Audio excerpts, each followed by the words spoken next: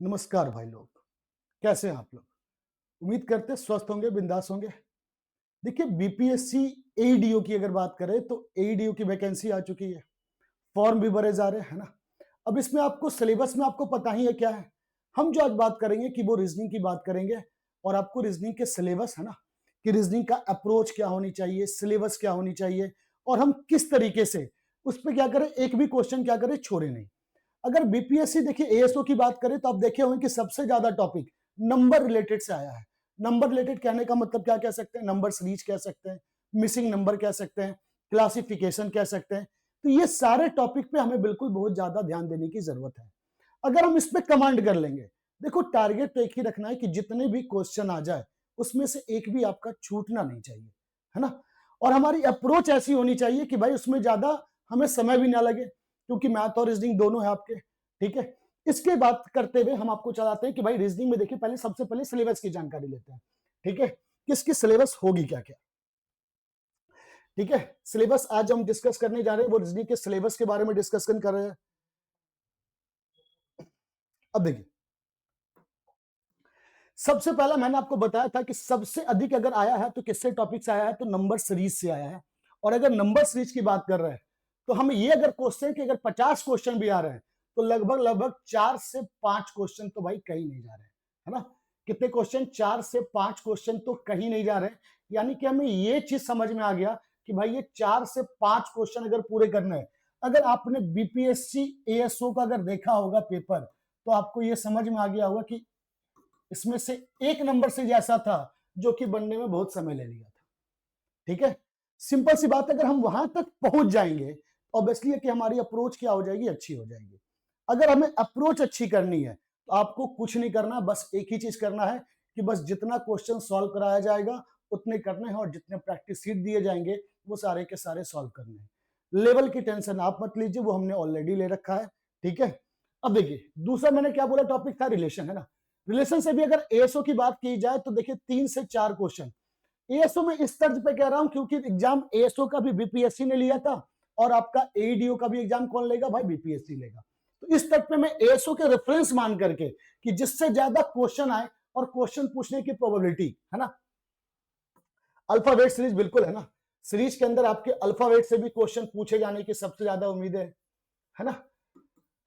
इसके बाद क्लासिफिकेशन जिसकी मैं बात कर रहा था कि नंबर रिलेटेड प्रॉब्लम देखने को सबसे ज्यादा मिला है, इसलिए हमें नंबर पे फोकस करना होगा।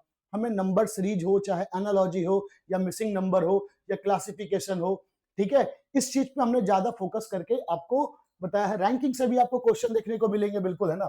और याद रखिएगा रैंकिंग से कम 2 से 3 क्वेश्चन देखने को मिलेंगे और ज्यादा उम्मीद है कि एईडीओ में आपके मिनिमम और मैक्सिमम बेस्ड क्वेश्चन आएंगे, है ना? मिनिमम और मैक्सिमम कहने का मतलब होगा कि भाई आपको ये टाइप के क्वेश्चन आपको देखने को मिलेंगे कि भाई दे दिया कि इसकी पोजीशन लेफ्ट से 15 है, बी की पोजीशन राइट से कितनी है, 10 है, और इसके बीच में 10 लोग हैं, तो भाई मैक्सिमम और मिनिमम क्या होगा, है ना? ये बिल्कुल याद रखिएगा कि यही टाइप आपको देखने को मिलेगा। और एक चीज समझ लीजिए, अगर हम लेवल की बात कर रहे हैं, किसकी बात कर रहे हैं, अगर लेवल की बात कर रहे हैं, ठीक है, तो हमेशा एक चीज याद रखिएगा, हमें लेवल जितना भी हो हमें उससे +1 लेवल लेकर के चलना होगा। ठीक है, क्योंकि भाई सिंपल सी बात है कि हम इस लेवल से +1 लेके चल रहे हैं, क्योंकि बस अब कभी भी कुछ भी हो सकता है ना? अब मान के चलिए कि भाई आपको ये क्वेश्चन आ गया, तो ये तो ऑप्शन हो या नहीं कि मास्टर ने नहीं पढ़ाया था, है ना? चीजों को तो समझ रहे होंगे। चलिए, अब देखिए काउंटिंग ऑफ फिगर, है ना? काउंटिंग ऑफ फिगर से भी आपके लगभग लगभग मेरे ख्याल से अच्छे क्वेश्चन आपको लगभग 1 से 2 क्वेश्चन तो देखने को मिला ही मिला था। लेटेस्ट सीरीज से भी आपके क्वेश्चन देखने को मिले थे। कोडिंग डिकोडिंग, बिल्कुल कोडिंग डिकोडिंग तो माना ही जा रहा है कि इसमें भी 4 से 5 क्वेश्चन लगभग लगभग रहेंगे, है ना? मिसिंग नंबर जिसकी मैं अभी बात कर रहा था, आपको मिसिंग नंबर से भी अच्छे खासे क्वेश्चन देखने को मिले थे। 4 से 5 क्वेश्चन लगभग, है ना? आप इसको लेके चल सकते हैं। डायरेक्शन से मान लीजिए कि 1 से 2 क्वेश्चन आ जाएगा अगर नसीब अच्छा रहेगा तो। क्लॉक से भी क्वेश्चन देखने को मिले थे आपको 1 से 2, है ना? नॉन वर्बल, है ना? नॉन वर्बल में ही आपका मान लीजिए डाइस से क्वेश्चन रह सकता है, मिरर इमेज से क्वेश्चन रह सकता है, वाटर इमेज से क्वेश्चन रह सकता है। ठीक है, स्टेटमेंट कंक्लूजन, सिलोजिज्म और डाइस, है ना? स्टेटमेंट कंक्लूजन जो होता है ना, ये एनालिटिकल का पार्ट होता है। किसका पार्ट होता है? एनालिटिकल का पार्ट होता है। और एनालिटिकल की अगर हम बात कर रहे हैं तो आप ये समझ लीजिएगा एनालिटिकल कहते किसको है? तो एनालिटिकल वहां होता है जहां पर आपकी थिंकिंग डिपेंड करती है मेरे भाई। क्या डिपेंड करती है? थिंकिंग डिपेंड करती है। अगर आप थिंकिंग के बेस पे काम कर रहे हैं, यानी कि आपकी सोच क्या है इसके बेस पे काम कर रहे हैं, तो ऑब्वियसली सी बात है कि भाई ये क्या हो जाएगा? आपका एनालिटिकल होगा। एनालिटिकल चीज, एक चीज याद रखिएगा कि इसमें आपकी थिंकिंग आपके अनुसार नहीं होनी चाहिए। अगर आप सोच रहे हैं कि आपकी चाहत पूरी हो जाए, तो बिल्कुल ऐसा नहीं सोचना है इस मामले में, है ना। हमें थिंकिंग उसके अनुसार रखनी होती है जिसने उस स्टेटमेंट को कहा होगा, है ना। जैसे सिंपल सी बात है, अगर कहा जा रहा है कि कि आपको कोई भी कंडीशन दिया गया हो, कोई भी कंडीशन, हमेशा आपकी thinking according to the statement होनी चाहिए। अकॉर्डिंग टू द क्या होनी चाहिए? स्टेटमेंट होनी चाहिए। अकॉर्डिंग टू द स्टेटमेंट होनी चाहिए। बस, इससे ज्यादा हमें किसी भी चीज के बारे में ध्यान नहीं देना है।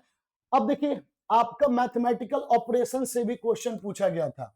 मैथमेटिकल ऑपरेशन की बात कर ले तो मैथमेटिकल ऑपरेशन से भी क्वेश्चन पूछा गया था। अब कहोगे सर मैथमेटिकल ऑपरेशन क्या होता है? तो प्लस को माइनस कह दें, माइनस को मल्टीप्लाई कह दें, तो भाई इससे भी आपके क्वेश्चन पूछे गए थे। इसके हमारे दो टाइप होते हैं।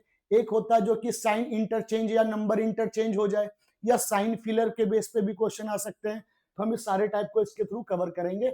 बस छोटी छोटी चीजों का ध्यान रखना है ताकि बस नंबर ना कटे, और बेसिक चीजों से स्टार्ट करेंगे क्योंकि हमें पता है कि बेसिक कितनी जरूरी है। तो छोटी छोटी बातों पे ध्यान रख करके हमें सॉल्व करना है, ठीक है। अब देखो, अब देखो सिंपल सी बात है, अगर आपको बात कही जाए कि भाई सबसे पहले मैंने आपको बोला था कि नंबर सीरीज की बात करते हैं ना, सबसे पहले से ध्यान से थोड़ा सा दिमाग लगा करके समझिए कि नंबर सीरीज होता क्या है और इसकी हमारी अप्रोच क्या होती है। देखिए, अगर सीरीज की बात कर रहे हैं तो सीरीज का जो दूसरा नाम होता है सीक्वेंस होता है। सीरीज का दूसरा नाम क्या होता है? सीक्वेंस होता है। अगर कोई भी चीज एक सीक्वेंस को रिप्रेजेंट कर रहा हो, कोई भी चीज किसको रिप्रेजेंट कर रहा हो? अगर सीक्वेंस को रिप्रेजेंट कर रहा हो, उसी को हम क्या कहते हैं? नंबर सीरीज कहते हैं, है ना। मतलब आप यह समझ लीजिए कि नंबर का कोई भी सीक्वेंस हमें क्या कहलाता है? सीरीज कहलाता है ना। If any sequence which is represented by a number, then it is called a number series. अब देखिए, दिवाली अभी आ रही है, दिवाली में घरों में लोग सीरीज बल्ब लगाते हैं। कभी सोचा उसे सीरीज बल्ब क्यों कहते हैं? क्योंकि दोनों लाइट के बीच का जो डिस्टेंस होता है वो एक सीक्वेंस को रिप्रेजेंट करता है, और इसलिए हम इसे क्या कहते हैं? सीरीज बल्ब कहते हैं। अगर बीच से देखो एक भी अगर लाइट खराब हो जाती है, तो खराब हो जाती है कि नहीं? पूरी की पूरी।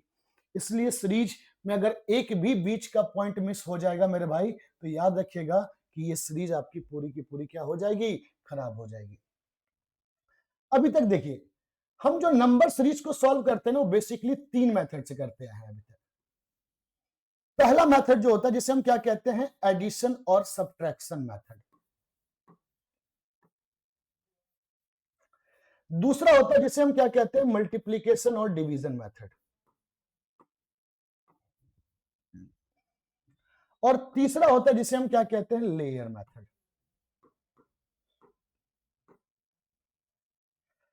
देखो, अगर एडिशन और सब्ट्रैक्शन की बात कर रहे हैं ना, तो नाम से स्पष्ट है, कोई भी सीरीज जिसका सॉल्यूशन आपको या तो एडिशन से मिल जाए और या तो सब्ट्रैक्शन से मिल जाए। मतलब आप ये समझ लीजिए कि अगर रिजल्ट हमारा एडिशन और सब्ट्रैक्शन के ऊपर डिपेंड कर रहा हो, उसी को हम क्या कहते हैं? एडिशन और सब्ट्रैक्शन मेथड कहते हैं, ठीक है। दूसरा है मल्टीप्लीकेशन और डिवीजन मेथड। मल्टीप्लीकेशन का मतलब क्या हुआ भाई? गुना। और डिवीजन का मतलब क्या हुआ? भाग। अगर कोई भी सीरीज जिसका रिजल्ट हमारा या तो मल्टीप्लाई और या तो डिवाइड के ऊपर डिपेंड करेगा, उसी को हम क्या कहते हैं? मल्टीप्लीकेशन और डिवीजन मेथड कहते हैं, ठीक है। तीसरा आता भाई लेयर मेथड। क्या होता है लेयर? को देखो हिंदी में कहते हैं परत, है ना।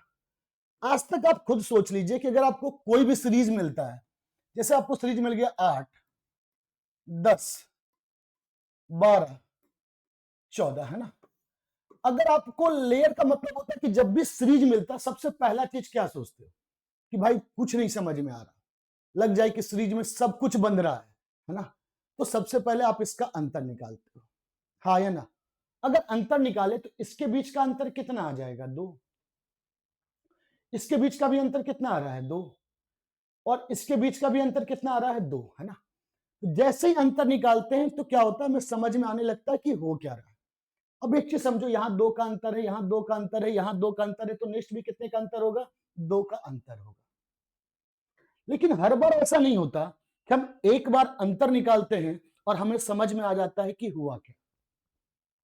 तो हम क्या करते हैं, इसके बीच का दोबारा अंतर निकालते हैं, और इसी को हम क्या कहते हैं, लेयर मेथड। यानी कि अगर कोई भी मैथमेटिकल ऑपरेशन अगर 2 टाइम्स परफॉर्म होगा, कितने टाइम परफॉर्म होगा, 2 टाइम्स परफॉर्म होगा, तो वो किसके अंदर चेंज आ जाएगा, लेयर मेथड।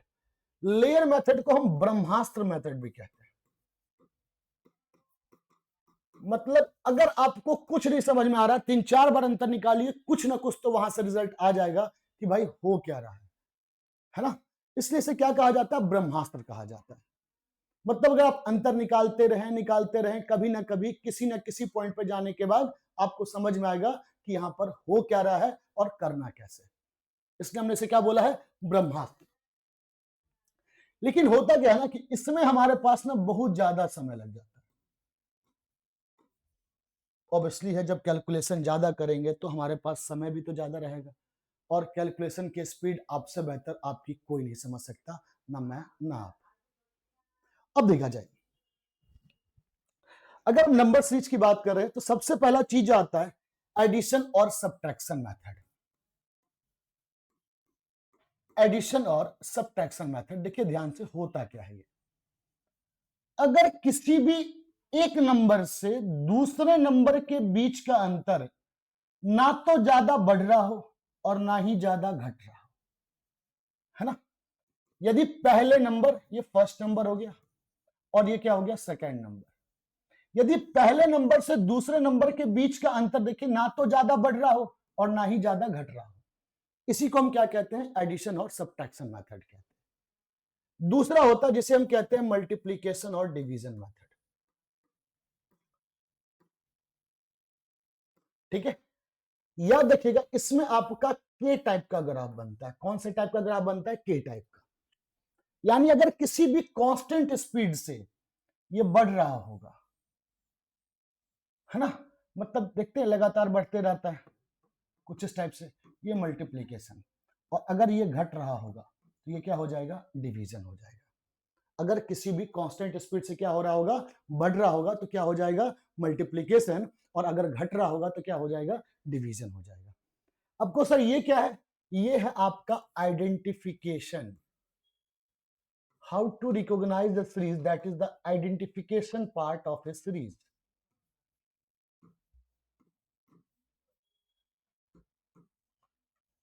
ठीक है, अगर किसी भी चीज का आइडेंटिफिकेशन की बात करें, मतलब कि आइडेंटिफिकेशन क्या है, आप किसी भी चीज को पहचानेंगे कैसे कि हो क्या रहा है। अगर हम इसकी बात कर लें तो ऑब्वियसली सी बात है, इसे हम क्या कहेंगे, आइडेंटिफिकेशन ऑफ ए सीरीज कहेंगे। आप पहचान रहे हैं, फिर से समझ लीजिए कि अगर पहले नंबर से बीच में दूसरे नंबर के बीच में ना तो ज्यादा बढ़ रहा हो ना ही ज्यादा घट रहा हो, उसी को हम क्या कहेंगे, एडिशन और सब्ट्रैक्शन कहेंगे।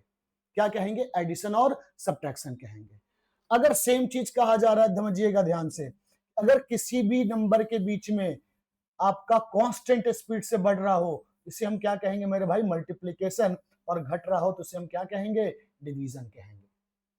घट रहा हो तो क्या कहेंगे, डिवीजन कहेंगे। थोड़ी बहुत तो समझ में आ गई होगी बात, है ना। बहुत ज्यादा नहीं समझना है, बस थोड़ा बहुत ही समझ के बस अपना काम निकाल लेना है ना। क्योंकि हमारा मेन टारगेट क्या है भाई, एग्जाम का क्वालिफाई करना। ठीक है, चलिए, समझ में आ गई होगी बात। चलिए अब देखो, सपोज कीजिए कि आपको ये सीरीज दिया गया, देखिए 672, 77, 86, 99, 716। मैंने अभी आपको बोला था कि अगर पहले नंबर से दूसरे नंबर के बीच में ज्यादा अंतर ना हो रहा हो, पहले नंबर से बीच में दूसरे नंबर के बीच में ज्यादा अंतर ना हो रहा हो, तो समझना है क्या होगा, एडिशन और सब्ट्रैक्शन। क्या देख के लग रहा है कि ज्यादा का अंतर है, हाँ या ना। अब देखिए, इसके बीच का अंतर कितना हो गया, कहोगे सर जी 5। इसके बीच का अंतर कितना हो गया, 9। इसके बीच का अंतर कितना हो गया, 13। और इसके बीच का अंतर कितना हो गया, 17। अब देखिए कितने का अंतर है भाई, 5, और ये कितने का अंतर है, 9। तो 5 से 9 बढ़ रहा है या घट रहा है? कहोगे सर बढ़ रहा है। कितने से बढ़ रहा है? 4 से बढ़ रहा है। 9 से 13 बढ़ रहा है घट रहा है? बढ़ रहा है। कितने से बढ़ रहा है? 4 से बढ़ रहा है। 13 के बाद क्या दिया गया? 17 बढ़ रहा है घट रहा है? बढ़ रहा है। कितने से बढ़ रहा है? 4 से बढ़ रहा है। ठीक है, तो नेक्स्ट भी क्या होगा? बढ़ेगा। कितने से? 4 से ही तो बढ़ेगा। और 716 में 21 जोड़ दे तो कितना आ जाएगा? 737, यानी कि विकल्प D is the right answer इसका हो जाएगा। समझ में आई होगी थोड़ी बहुत, है ना? पहले नंबर से दूसरे नंबर के बीच का ग्रोथ देखना आपको, है ना? लेकिन बेसिक चीजें ये कहती है कि जैसे आपको ये क्वेश्चन दिया गया, क्या क्वेश्चन दिया गया है? 0, 2, 2, 4, 6 और 10, और कहा जाए कि भाई इसका नेक्स्ट नंबर क्या होगा। अब देखो ये है 0, 2, 2, 4, 6, 10, है ना? आज से पहले आप जो भी करते हो, लेकिन मेरी बात मानो, मेरा तजुर्बा यह कहता है कि अगर सीरीज के बेसिक क्वेश्चन पे अगर पकड़ बनानी हो तो पहले 3 अंक को ध्यान से देखो। किसको ध्यान से देखना है? तो फर्स्ट 3 डिजिट, पहले 3 अंक को ध्यान से देखो। अब ये पहला अंक क्या हो गया? 0, ये क्या दिया गया? 2, और ये क्या दिया गया? 2। अब दिमाग में थोड़ा सा दिमाग लगाना है, ठीक है? इसे हम मैथ का फिबोनाची सीरीज भी कहते हैं, ठीक है? हो क्या रहा है? देखिए 0 और 2, अब इस 3 डिजिट पे हम फोकस करें तो ये 0 है, ये 2 है, और ये भी क्या है? 2। सोचो इस दोनों के बीच में ऐसा क्या हो जाए जो कि रिजल्ट 2 आ जाए। आप कहोगे सरकार 2 होगा, है ना? भाई कितना आ जाएगा भाई? तो प्लस अगर हम कर लें तो हमारा काम हो जाएगा क्या, है ना मालिक, है ना? 0 में अगर 2 ऐड कर दिया जाए तो कितना आ जाएगा? 2 आ जाएगा। तो 0 जमा 2 कितना हो गया? 2। हाँ या ना? अगर 2 जमा 2 कर दिए तो कितना आ गया? 4। ठीक है, 2 जमा 2 कर दिए तो कितना हो गया? 4।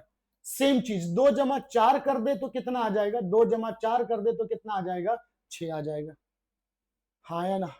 सेम उसी तरीके से 4 जमा 6 कर ले तो कितना आ जाएगा? 10 आ जाएगा।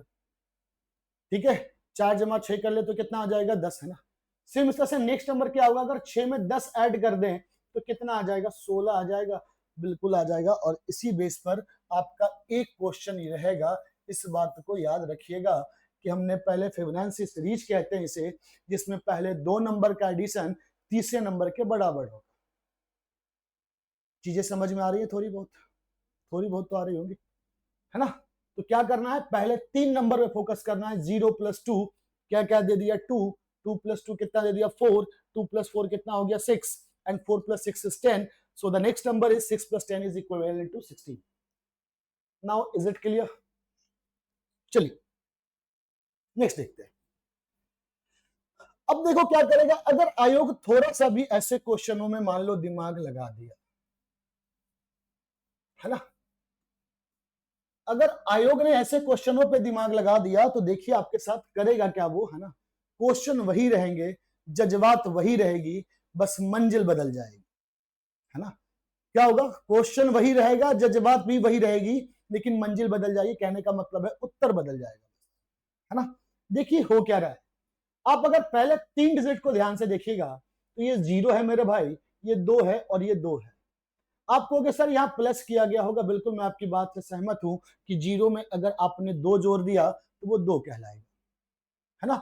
0 में आपने 2 जोड़ दिया तो वो क्या कहलाएगा? 2 कहलाएगा। सेम 2 में हमने 2 जोड़ दिया तो कितना कहला दिया गया भाई? 4 कहलाएगा। ठीक, 2 में 4 जोड़ दिया तो क्या हो जाएगा भाई? 6 कहलाएगा। अब कहा जाए कि अगली संख्या क्या होगी, है ना? यहां तक आपकी माहौल मस्त बन गई थी, लेकिन जैसे ही आपने 6 के बाद आप जिस चीज की उम्मीद कर रहे थे वो नहीं दिखा तो थोड़ी सी मायूसी हुई होगी। बिल्कुल, है ना? तो भाई 4 जमा 6 कितना हो गया भाई? 10 हो गया। और इस 10 में टोटल नंबर ऑफ डिजिट कितना है? कहिएगा कि सर 2 डिजिट है। हम कहेंगे मालिक बिल्कुल 2 डिजिट है, लेकिन इसने तो 1 डिजिट में दिया है। बिल्कुल दिया है 1 डिजिट में। तो हम कहेंगे मालिक आपको क्या करना है? अगर 2 डिजिट को 1 डिजिट में ट्रांसफॉर्म करना हो, 2 डिजिट को 1 डिजिट में ट्रांसफॉर्म करना हो, तो सिंपल सा एक फंडामेंटल आपको दिमाग लगाना है कि डिजिट का सम करना है, डिजिट का सम करना है ना? क्या करना हो, अगर 2 डिजिट को 1 डिजिट में ट्रांसफॉर्म करना होगा तो आपको डिजिट का सम भी करना होगा। जैसे आपको कहा गया था सर 10, आपने इसका डिजिट सम निकाल दिया तो 1 प्लस 0 कितना आ गया भाई, 1 आ गया। कहा जाता कि अगर 123 का डिजिट सम क्या होगा, तो 1 प्लस 2 प्लस 3 कर दीजिए, तो 3 और 2 5, 5 और 1 6, हम कहेंगे मालिक इसका डिजिट सम यानी कि 1 डिजिट ट्रांसफॉर्म कह दें तो वो 6 आएगा, है ना। अब कहोगे सर अगर ऐसा ही है तो 86 का 1 डिजिट ट्रांसफॉर्म क्या होगा, तो 8 और 6 को ऐड कर दीजिएगा, 14 आ जाएगा, और 1 और 4 कितना आ जाएगा, 5, यानी 86 का 1 डिजिट ट्रांसफॉर्म कितना आ जाएगा, 5 आ जाएगा। 86 का 1 डिजिट ट्रांसफॉर्म कितना आएगा, 5 आएगा, है ना। अब को सर क्वेश्चन पे क्या है फिर, देखिए 4 प्लस 6 कितना हो गया, 10, और 10 के बदले हमने क्या लिखा, 1। मैंने क्या बोला था, जज्बात वही रहेंगे, बस मंजिल बदल जाएगी, यानी कि हमने इसे 1 डिजिट में ट्रांसफॉर्म कर दिया। तो अगला नंबर प्रोसेस तो वही हो रहा है, बस ट्रांसफॉर्मिंग किस में हो रहा है, तो आपका 1 मिनट में हो रहा है। समझ में आ रही बात है। अब देख लीजिए, तो जो नेक्स्ट नंबर होगा वो क्या हो जाएगा, 6 प्लस 1, और 6 प्लस 1 कितना हो जाएगा, 7। अब को सर ये 7 है, तो क्या 16 डिजिट का 1 डिजिट ट्रांसफॉर्म भी 7 होगा कि नहीं होगा, तो बिल्कुल हो जाएगा। आप अगर देखिए 16 होता, अगर ये 10 होता तो ये 16 होता, और अगर 16 का 1 डिजिट ट्रांसफॉर्म करते तो बिल्कुल क्या आता, 7 आता मेरे भाई, इसीलिए इसको 1 डिजिट ट्रांसफॉर्म कहा जाता है। समझ में आ रही है चीजें, कोई दिक्कत तो नहीं, ठीक है। तो याद रखिएगा ये 1 डिजिट ट्रांसफॉर्म है, इसलिए मैंने लिखा है कि अगर 2 डिजिट को 1 डिजिट में ट्रांसफॉर्म करना हो तो हम इसका डिजिट सम करते हैं। For an example this is the 10 और 1 plus 0 is equivalent to 1, so the 123 1 plus 2 plus 3 is equal to 6, and so that 86 8 plus 6 14 है ना। तो ये चीजें हैं कि जहां पर आप क्या हो सकती है, थोड़ी सी अगर आपको देखिए सीरीज क्या है ना मेरे भाई, कि अगर आपको पता होगा तो एक बार, दो बार या 3 बार, है ना, अटेम्प्ट लगाते लगाते समझ जाओगे। नहीं पता होगा तो फिर वो नहीं बन पाएगा, चाहे अपनी कितनी भी बुद्धि खराब क्यों ना कर लो और कितने ही ब्रह्मास्त्र क्यों ना कर लो। कुछ आपको दिखेंगे ऐसे सीरीज जहां पर कोई ब्रह्मास्त्र काम नहीं करेगा, सिवाय सिर्फ और सिर्फ आपकी सोच की बात करें तो। चलिए अब देखिए, आपको यही क्वेश्चन कहा गया मेरे भाई, 1 2 2 4 8 32, और कहा जाए कि भाई इसका नेक्स्ट नंबर क्या होगा। अब पहले 3 अंक को ध्यान से देखो, अगर अब यहां भी देखोगे तो कांस्टेंट स्पीड से बढ़ता जा रहा है, तो 1 गुना 2 कितने हो जाएंगे, 2, 2 गुना 2 कितने हो जाएंगे, 4, 2 गुना 4 कितने हो जाएंगे, 8, और 4 गुना 8 कितने हो जाएंगे, 32, और 8 गुना 32 256, 8 गुना 32 कितने हो जाएंगे, 256 तो होंगे ही होंगे, है ना। क्लियर है। चलिए सेम चीज, 2 4 12 48 240। एक चीज समझिएगा कि जब भी आप नंबर सीरीज को सॉल्व कर रहे हो तो किसी पॉसिबिलिटी को इग्नोर मत कीजिए, सारी संभावनाएं लेके बनानी होगी, तभी आपका ये ऐसा टॉपिक है जहां कमांड कर लोगे। और ये भी गारंटी, अगर इस टॉपिक पे कमांड हो गया ना तो 50 में 49 नहीं होगा ये, है ना। अब आंसर गलत हो तो उसकी बातें कुछ और होंगी, लेकिन फिर भी 50 में 50 49 नहीं होगी, 50 में 50 ही आएंगे। ये बस एक आपसे कोशिश है मेरी कि बस आप देखिए। और एक बात, आप इसके साथ किसी भी बुक के साथ मत जाइएगा, है ना। आप जितने बुक पढ़ोगे मैं सारे बुक का निचोड़ आपको दूंगा, मैंने इसके साथ बोर्ड पीडीएफ तो मिलेगी प्लस प्रैक्टिस पीडीएफ। और आपसे बस एक ही गुजारिश है, उस प्रैक्टिस पीडीएफ को आप जितनी बार सॉल्व करोगे उतना आपके लिए क्या होगा, बेहतर होगा, है ना। तो हम प्रैक्टिस पीडीएफ के साथ रहेंगे, बिल्कुल रहेंगे, और प्रैक्टिस पीडीएफ से अपना काम करते रहेंगे। और इसी तरह का आप देखिए, इस क्वेश्चन की बात करें, 2 के बाद क्या दिया गया, 4 प्लस 2 हो जाएगा, और ये क्या हो जाएगा, इंटू 2 हो गया, है ना। अब को यहाँ पे दोनों पॉसिबिलिटीज है, बिल्कुल दोनों पॉसिबिलिटीज है कि 2 के बाद क्या हो गया, 4, और 4 के बाद क्या हो गया, 12 हो गया, है ना। अब देखिए 12 के बाद क्या दिया गया, 48 दिया गया है, तो 12 इंटू क्या करेंगे, 4 करेंगे। ऑब्वियसली 12 इंटू 4 कर दिए, कितना हो गया, 48। 48 में क्या करेंगे, 5 से गुना करेंगे तो कितना आ गया, 240। अब देखिए यहाँ पर, तो यहाँ क्या किया गया होगा, 3 तो किया गया होगा, मल्टीप्लाई ही किया गया। पहले किससे गुना किया गया, 2 3 4 5, और 240 में जब 6 से बात करें तो क्या हो जाएगा भाई, 1440 होगा, है ना। देखिए सीरीज ठीक है, हम मानते हैं कि मैं पढ़ाऊंगा, आप समझ भी जाओगे, बना भी लोगे, लेकिन एक मेरी राय मानो, है ना, स्क्वायर और क्यूब तो याद कर ही लो, है ना। मुझे पता है कि आप कहां तक होंगे, तो मैं आपको ये एक सलाह देना चाहूंगा कि प्लीज रिमेंबर 1 से 20 तक का आप क्यूब याद कर लीजिएगा, ठीक है, और 1 से 24 तक का स्क्वायर याद कर लीजिएगा। स्क्वायर नहीं भी याद करोगे, इसका सब्स्टिट्यूट है हमारे पास, लेकिन अभी तक क्यूब का कोई सब्स्टिट्यूट नहीं आया मेरे भाई। बस ये एक अनुरोध है, आपसे गुजारिश है कि कम से कम इस क्यूब को याद जरूर कर लेंगे। ये सीरीज के कुछ ऐसे क्वेश्चन हैं जहां पर आपको लगता है इजी और सॉल्व भी हो जाते हैं, लेकिन हम वहां फंसने के सबसे ज्यादा चांसेस यही होते हैं।